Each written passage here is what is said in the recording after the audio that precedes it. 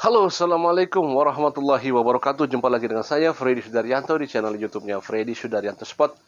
Masih seputar kasus Jalan Cagak Subang.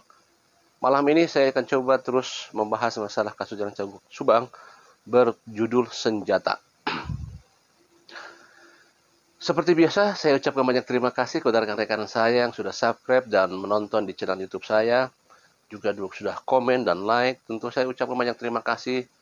Dan tentunya saya doakan semoga dibalas oleh Allah kebaikannya dengan rezeki yang banyak, berlimpah dan barokah. Amin ya robbal alamin. Dan tentunya juga kita doakan, jangan lupa saudara-saudara kita yang sedang tertimpa musibah, yang sedang sakit, semoga Allah mengangkat musibah dan sakitnya. Dan juga kita doakan almarhumah dan keadaan husnul khotimah. Amin ya robbal alamin. Dan kita sehat semua. Juga Bapak Kepolisian kita doakan juga semoga bisa mengawal kasus ini dan mengungkap kasus ini. Amin. Tema materi malam ini adalah senjata. Waduh, senjata apa nih? Kalau kita lihat di TV-TV, ya, kita nonton film-film, terutama dengan film-film yang masalah kasus, juga baik itu kasus, ya, kebanyakan kasus pembunuhan, ya. Itu kalau kita lihat itu ramenya itu di endingnya, ya, pada saat persidangan. Pertama pada saat rekonstruksi, yang lebih ininya lagi pada saat persidangan, karena di sanalah persidangan itu untuk menentukan yang bersangkutan terkena pidana vonis, nah itu untuk vonis bebas atau vonis hukuman tahanan. Nah itu di persidangan itu ramenya di sana. Nah kalau di persidangan itu sangat alot sekali, ya, sangat-sangat alot. Masing-masing baik itu tersangka atau terdakwa, ya, yang disangkakan itu mempunyai masing-masing pendampingan hukum. Masing-masing punya pendampingan hukum. Nah, kalau kita lihat di persidangan itu pada saat pendampingan hukum begitu gencar membela, kemudian mengeluarkan semua argumen. Ada yang menarik adalah pada saat kalau kita dilihat di TV-TV, ya, pada saat seorang kuasa hukum membela kliennya, kemudian kita lihat sudah terdesak, si klien sudah terdesak sehingga sudah tidak bisa berkutik apa-apa lagi. Tiba-tiba muncul atau dimunculkan seseorang, ya, tiba-tiba datang seseorang masuk ke dalam suatu persidangan yang tadinya si kuasa hukum bersama kliennya sudah putus asa, sudah kehilangan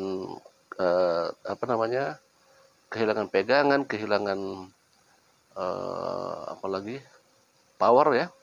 Tiba-tiba muncul seseorang dalam persidangan itu keluar dan dia menyatakan pernyataannya. Nah, itulah tiba-tiba yang membuat jadi heboh, ya. Karena apa?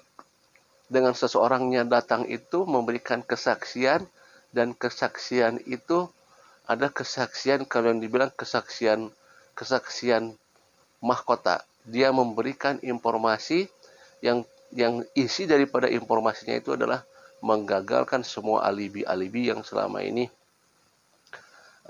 sudah kuat. Sehingga dengan kesaksian seorang ini, dengan dia membawa alat bukti yang kuat dan sebagainya, dia mengatakan sesuatu bahwa dia mematahkan semua pernyataan-pernyataan dari lawan ininya, lawan di persidangan. Itu dia disebut dengan senjata terakhir atau senjata pamungkas. Nah, tidak menutup kemungkinan setiap kuasa hukum dalam pendampingan terhadap kliennya itu mempunyai atau mengumpulkan data atau dokumen-dokumen, baik itu masalah dokumen dengan saksi-saksi yang akan dia pergunakan suatu saat nanti di persidangan. Dia akan memegang senjata Dan senjata itu akan dikeluarkan nanti pada saat persidangan, bukan pada saat penyelidikan ataupun penyidikan. Itu akan dikeluarkan pada saat persidangan. Dan ini sebenarnya ini sudah lumrah dipakai oleh pihak kuasa hukum. Ya, pihak kuasa hukum mempunyai senjata yang dia pegang terus, yang akan dia persiapkan nanti buat di persidangan. Tentunya senjata ini akan dipakai untuk satu, menepis ketersangkaan terhadap kliennya, ya, hal-hal yang akan disangkakan kepada kliennya akan dibaca oleh pihak kuasa hukum,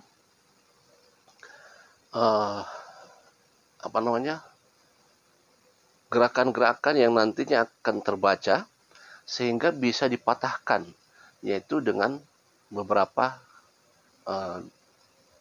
senjata berupa saksi-saksi yang bisa